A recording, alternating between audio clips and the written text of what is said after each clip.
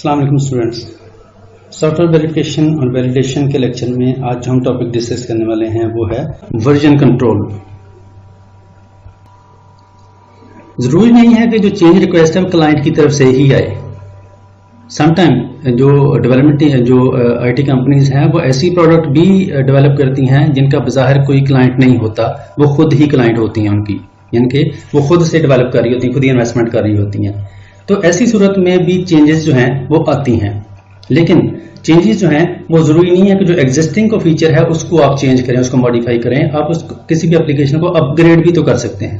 अगर आप अपग्रेड कर रहे हैं तो जो पहले वाला वर्जन है उसमें नई चीजें ऐड करेंगे या प्रीवियसली जो फीचर्स उसमें हैं उनको अपग्रेड करेंगे, चेंज करेंगे, अल्टर करेंगे, तो ये पॉसिबिलिटी भी पॉसिबल है। तो होता क्या है कि जब आप चेंजेस करेंगे या अपग्रेडेड वर्जन बनाएंगे किसी भी एप्लीकेशन के, तो डेफिनेटली फिर नए नए वर्जन बनेंगे। जब वर्जन बनेंगे तो हर वर्जन के अंदर डिफरेंट चेंजेस होंगी, डिफरेंट फीचर्स जो हैं वो अल्टर होंगे, तो उनको कीप ट्रैक रखना भी एक बहुत बड़ा इशू है। Version control enables multiple people to simultaneously work on single project. Each person edits his or her own copy of the files and chooses when to share those changes with the rest of the team. इसमें जो version control है ये एक पूरा process है जिसमें जो application, software application जो हैं वो यूज होती हैं बकायदा इस काम को, इस प्रोसेस को कंप्लीट करने के लिए।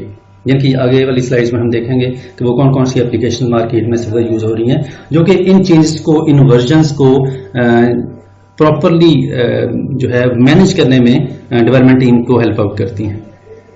Version control integrates work done simultaneously by different team members. होता समटाइम ये है कि एक जो एप्लीकेशन है समटाइम उस पर डिफरेंट टीम्स काम कर रही होती हैं, डिफरेंट मॉड्यूल्स डेवलप हो रहे होते हैं, डिफरेंट कंपोनेंट्स पे पैरेलल काम हो रहा होता है और ये सारा कुछ किसी एक सेंट्रल रिपोजिटरी के अंदर जा रहा होता है। तो एक टीम जब डाटा उठाएगी रिपोजिटरी से, उसको चेंज करेगी और वापस अपडेट करेगी, तो इम्पॉसिबल है कोई और टीम भी उस पर काम कर रही हो। तो ऐसी सूरत में जो कॉन्फ्लिक्ट्स हैं वो उनको मैनेज करने के लिए या जो फॉर एग्जांपल चेंजेस हैं उनको प्रॉपर मैनेज करने के लिए वर्जन कंट्रोल का कॉन्सेप्ट है जो कि बाकायदा ऑटोमेटेड तरीके से किया जाता है। ये एक सिंपल सा ग्राफ है जिसमें आप जो ओवरऑल पिक्चर है वर्जन कंट्रोल की उसका थोड़ा सा आइडिया ले सकते हैं। अगर हम लेफ्ट से स्टार्ट करें, इस जो ट्री चल रहा है या सीरियल चल रही है, इसमें फॉर एग्जांपल फर्स्ट वर्जन जो है किसी भी एप्लीकेशन का मिसाल के तौर पे 1998 में आया, दूसरा वर्जन 2002 में, 5 में, 2011 में और 19 में। ये एक छोटी सी सीरीज है जो कि जाहिर कर रही है कि कोई एप्लीकेशन है जो कि डेवलप हुई और उसके अब तक मार्केट में 1998 से लेकर 2019 तक 5 वर्जन मार्केट में आ चुके हैं या 5 वर्जन लॉन्च हो चुके हैं।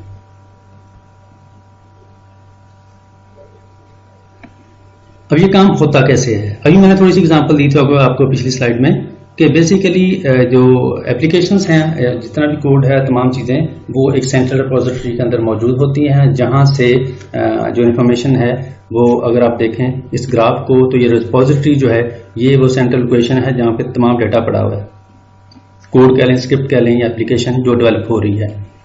अपडेट की सूरत में ये जो फ्लो है ये वर्किंग कॉपी यूजर की है, डेवलपर की है। बेसिकली यूजर से मुराद यहाँ पे डेवलपर है या डेवलपमेंट टीम आप कह सकते हैं। अब different development team at a time इस रिपोजिटरी के साथ अटैच हो सकती हैं। वर्किंग कॉपी वो होगी कि इस रिपोजिटरी से एक कॉपी उस डेवलपर के पास आ गई, उसमें चेंजेस करेगा, चेंजेस करने के बाद जब उसको फील हो कि चेंजेस इनकॉर्पोरेट हो गई हैं या जो भी उसने काम करना था डेली बेसिस पे हो गया है, उसके बाद वो वापस कमिट कर देगा रिपोजिटरी के अंदर और जो अपडेटेड वर्जन है वो रिपोजिटरी के अंदर चला जाएगा। जो प्रीवियस वर्जन है, ओल्ड वर्जन, वो भी रहेगा और जो कमिट के बाद नया वर्जन है वो भी उसमें दोबारा नए सिरे से अपडेट हो जाएगा। ये है रिपोजिटरी और वर्किंग कॉपी का concept.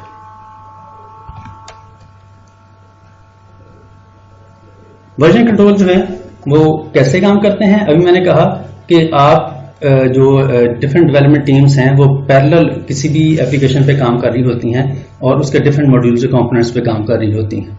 Different users make edits simultaneously. This is sometimes called branching.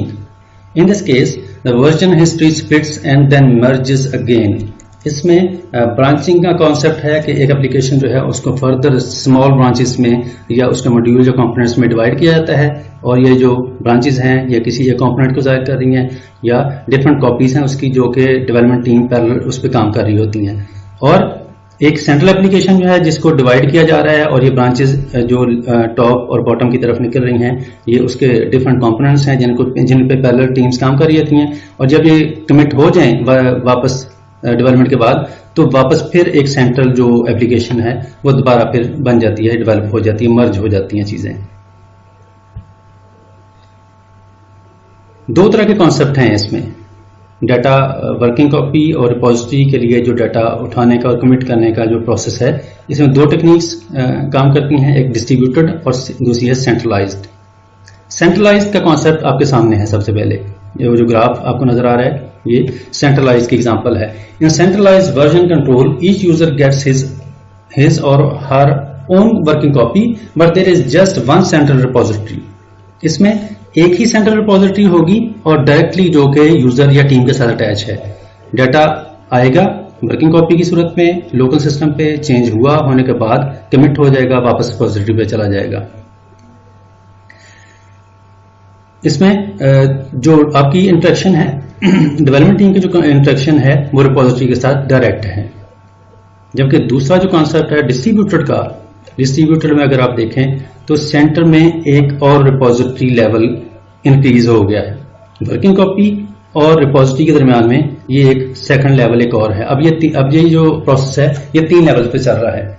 In distributed version control each user gets his or her own repository and working copy. हर यूजर के पास उसकी अपनी वर्किंग कॉपी और अपनी repository भी होगी। ये कॉन्सेप्ट थोड़ा सा डिटेल है। जबकि प्रीवियस स्लाइड में अगर हमने आपको याद हो तो उसमें जो वर्किंग कॉपी है या यूजर है वो डायरेक्टली रिपोजिटरी के साथ अटैच था, एक ही सेंट्रल रिपोजिटरी, जबकि यहाँ पे हर एक के पास अपनी अपनी रिपोजिटरी है। प्रोसेस क्या होगा कि इनिशियली डाटा जो है सेंट्रल रिपोजिटरी से उठ के ये जो मिडिल लेवल पे जो रिपोजिटरी है यहाँ पे आएगा, और यहाँ से जो वर्किंग कॉपी है वो जनरेट होगी। यहाँ के यूजर इस लेवल पे काम करेगा, अपनी इंफॉर्मेशन को अपडेट करता जाएगा, करता रहेगा जब तक वो फिजिबल समझे, और फाइनली जब काम कंप्लीट हो जाए तो उसको पुश जो कमांड है उसकी मदद से एक रिपोजिटरी से, यानी सेंट्रल जो मिडिल लेवल की रिपोजिटरी है वहां से सेंट्रल रिपोजिटरी या जो बैकएंड पे मेन जो रिपोजिटरी है वहां पे पुश कर दिया जाएगा या कमिट कर दिया जाएगा। अब दो तरह की कमांड्स हैं। रिपोजिटरी टू रिपोजिटरी जो है वो पुश और पुल हो रहा है इन्फॉर्मेशन डाटा, जबकि रिपोजिटरी और वर्किंग कॉपी के दरमियान जो डाटा है वो कमिट और अपडेट हो रहा है।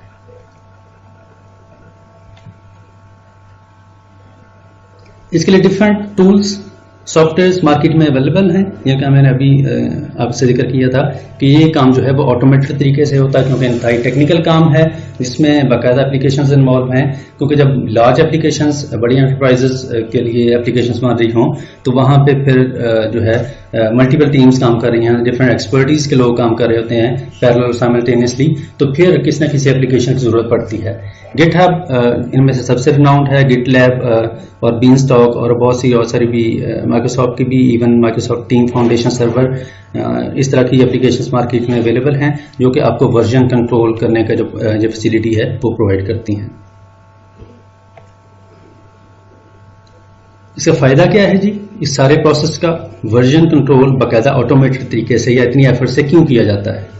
सबसे बड़ा फायदा मैनेज डेवलपमेंट, कि जो डेवलपमेंट का प्रोसेस है उसको बाकायदा तरीके से मैनेज किया जा सकता है। हैphazardly या ऑरली जुबानी कलामी ये काम नहीं होता। ऑटोमेट प्रोसेस, तमाम प्रोसेस जो है वो ऑटोमेट हो जाता है या ऑटोमेशन पे चला जाता है। इसका मतलब कि चीजें जो हैं वो ऑटोमेटिकली प्रोसेस हो रही हैं, आपको मैनुअली डाटा उठाना नहीं पड़ता, कहीं सबमिट नहीं कराना पड़ता, इसके लिए बाकायदा कोई रजिस्टर अवेलेबल नहीं है, ये काम ऑटोमेटेड तरीके से हो रहा होता है। इनहैंस कोलैबोरेशन, इसकी वजह से जो कोलैबोरेशन है टीम्स की वो बेहतर हो जाती है। जैसे कि आइसोलेशन में काम हो रहा हो कि जब एक फॉर एग्जांपल सेंट्रल सिस्टम के साथ सारे अटैच होंगे, एक version control application for example GitHub आप यूज कर रहे हैं तो उसके थ्रू तमाम लोग जो है कनेक्टेड होंगे एक दूसरे के साथ, और सेंट्रली डाटा जो है वो अपने डेस्क पे बैठे ही शेयर हो सकेगा। वैल्यूएबल एसेट्स प्रोटेक्टेड, इसकी मदद से जब आप तमाम चीज़ों को ऑटोमेट कर देंगे तो आपके जो वैल्यूएबल एसेट्स हैं, यानी कि जो आपकी एप्लीकेशन है, जो आपका स्क्रिप्ट है, जो आपने टेक्निकल एक्सपर्टीज जो है वो लगाई हुई हैं अपनी एप्लीकेशंस पे, वो तमाम चीज़ें जो हैं वो प्रोटेक्ट हो जाएंगी फिर इसकी मदद से, क्योंकि थर्ड पार्टी या कोई तीसरा बंदा जो है इस प्रोसेस में इन्वॉल्व नहीं हो सकेगा। क्योंकि जब आप तमाम एक सेंट्रल रिपोजिटरी या सेंट्रल एप्लीकेशन के साथ अटैच होंगे तो फिर ये काम ऑटोमेट तरीके से होगा। जैसा ही आज का लेक्चर।